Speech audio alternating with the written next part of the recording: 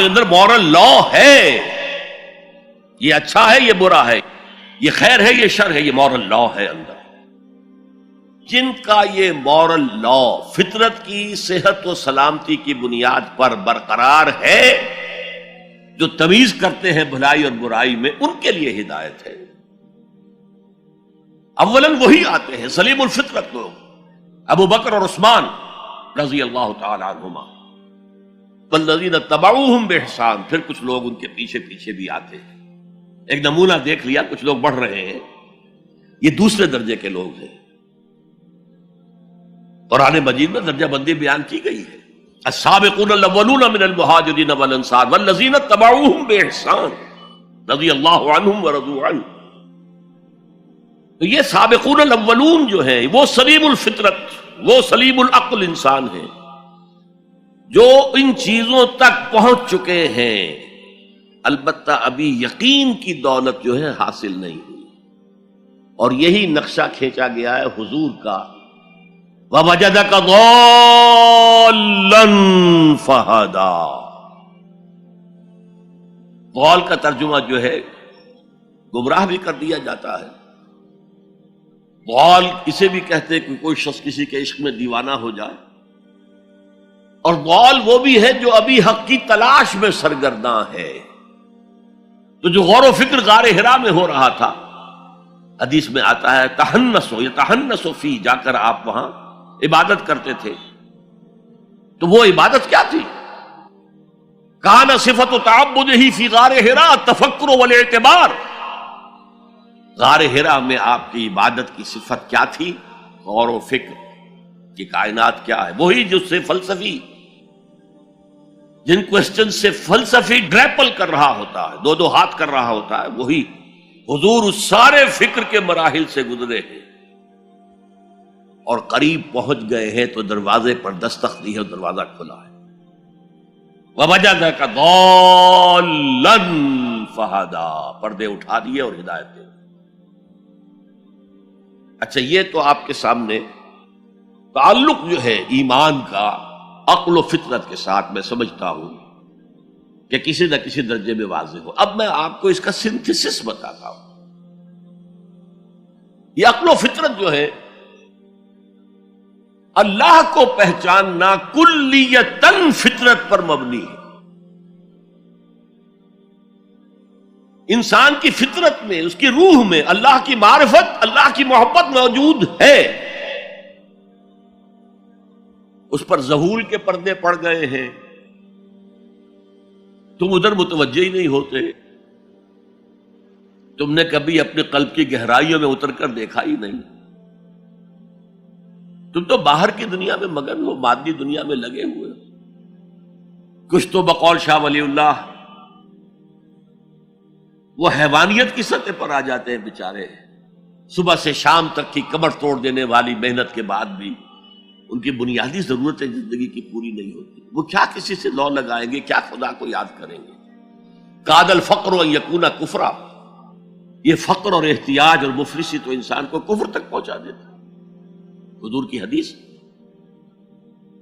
تو تم ادھر متوجہ ہو، ہماری طرف متوجہ نہیں ہوتے. حضرت ابراہیم کا قول کیا تھا؟ انی وجہت وجہی للذی فطر السماوات والارض حنیفا وما انا من المشرکین.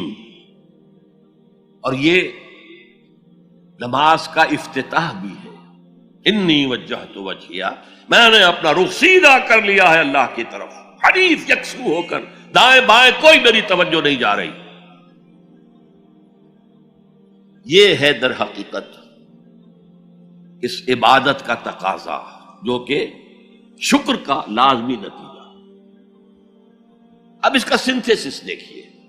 میں نے کہا کہ سب سے پہلے ایمان باللہ وہ کلیتاً فطرت پر ہے.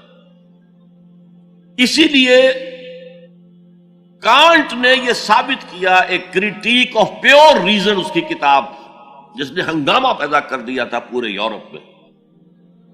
اس وقت تک کرسچینٹی ڈومیننٹ تھی اور مذہب ایک اہم عنصر تھا انسانی زندگی کا.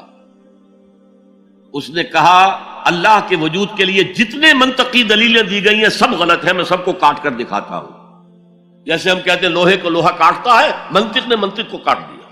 There is no logical reason to prove the existence of God.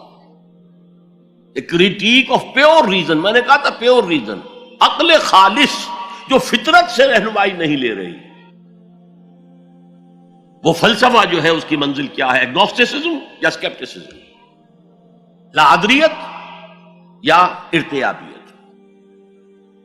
پھر اس نے ایک کتاب لکھی بعد میں، کرٹیک آف پریکٹیکل ریزن.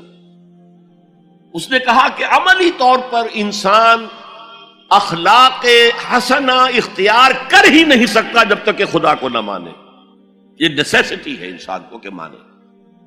علامہ اقبال نے اس کو تسلیم کیا ہے، کانٹ کے اس دعوے کو. وہ ان کی کتاب ہے reconstruction of religious thought in Islam, کہ کوئی منطقی دلیل خدا کے وجود کو ثابت نہیں کر سکتی. متکلمین نے کوششیں کی ہیں، لیکن دلیل دلیل کو کاٹ دیتی ہے، منطق منطق کا توڑ کر دیتی ہے.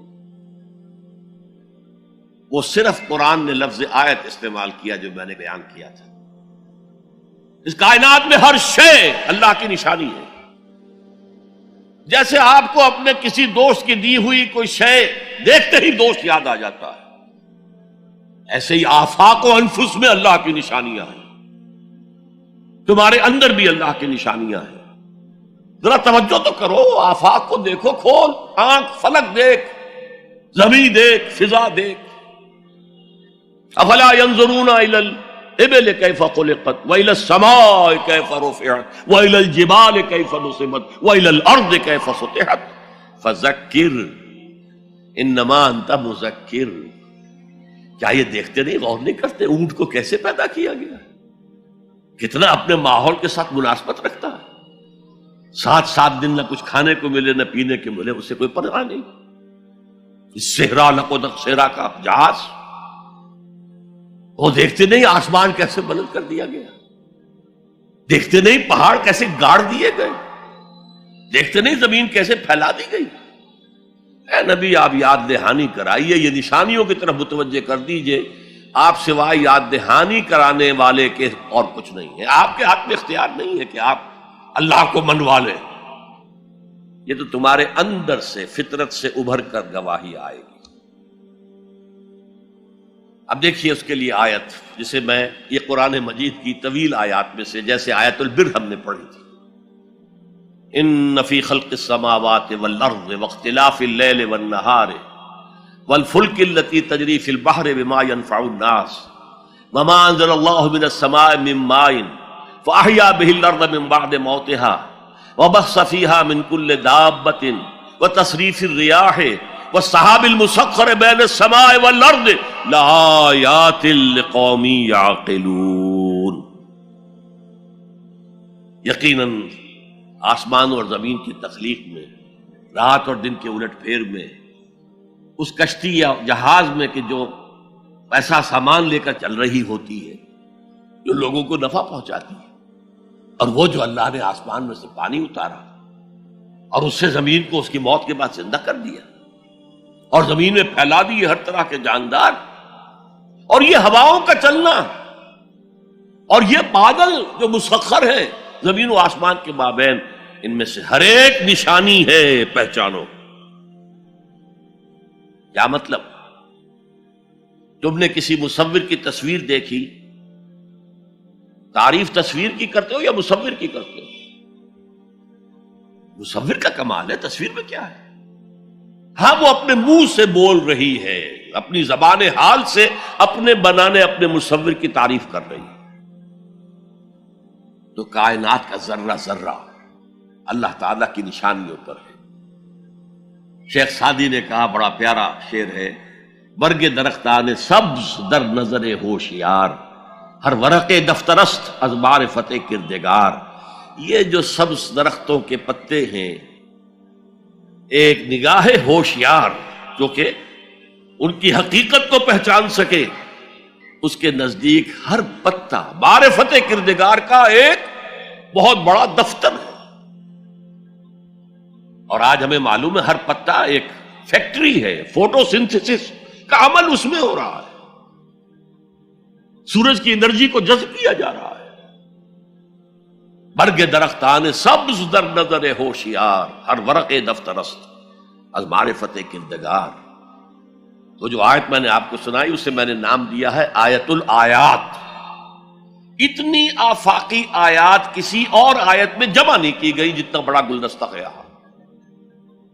ان فی خلق السماوات والارض واختلاف اللیل والنہار والفلک التی تجری فی البحر بما ينفع الناس وما انزل اللہ من السماء من ماء فاحیا به الارض بعد موتها وبث فیہا من کل دابۃ وتصریف الرياح والسحاب المسخر بین السماء والارض لآیات لقوم یعقلون.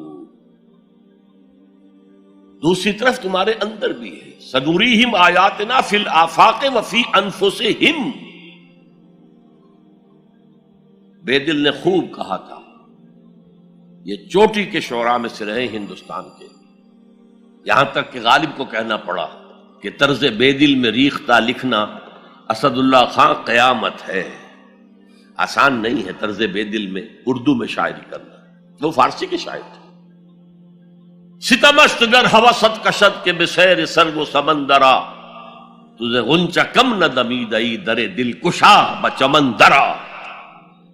کتنے ستم کی بات ہے. تمہاری خواہش آمادہ کرتی ہے کہ چلو چمن میں دیکھو، پھولوں کی بہار دیکھو، درختوں کی بہار دیکھو، گھاس کے اوپر چہل قدمی کرو. ارے تم خود ایک پھول سے زیادہ کھلے ہوئے ہو. کبھی اپنے دل کا دروازہ کھول کر اس میں داخل ہو کر اپنے حسن معنوی کا مشاہدہ کرو. ستمست گر ہوست کشد کہ بے سیر سر و سمندرا تجھے غنچہ کم نہ دمیدئی. دمکتا ہوا غنچہ ہو تم خود در دل کشا بچمندرا. آیات الہیہ اندر بھی موجود.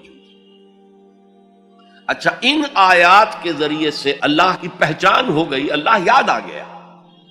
تھا اندر موجود، اللہ کی علم اور معرفت موجود تھی، پردے آ گئے تھے، ظہور تھا. یا جیسے ایک جگہ کہا گیا کلا بل رانا علی قلوبہم، ان کے دلوں کے اوپر جو بھی بدکاریاں وہ کرتے رہے ہیں اس سے زنگ لگ گیا، حجابات آ گئے. شیخ علی حجویری رحمت اللہ علیہ، جنہیں داتا گنج بخش کہا جاتا ہے، اگرچہ یہ لفظ نہیں کہنا چاہیے، انہوں نے کتاب کا نام کیا رکھا؟ کشف المحجوب. جو پردے میں آیا ہوا ہے، اوٹ میں آیا ہوا ہے، اسے کھولنا. تم اوٹ میں ہو، تمہارے اندر موجود ہے اللہ کی معرفت.